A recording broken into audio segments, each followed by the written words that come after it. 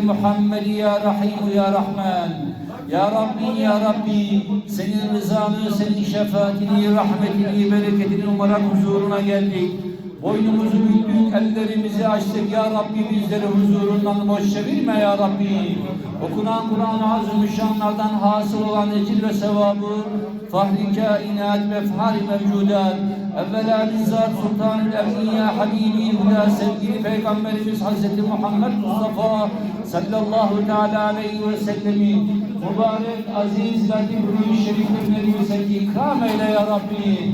Cümle enbiya, evliya, süleha, şehidi, şüheda, garib-i kurabanın da ruhlarına yüksek ikram eyle ya Rabbi. Ya Rabbil alemin ve ya erhamer rahimin. Okunan Kur'an-ı Azimüşşanlardan hasıl olan ecir ve sevabı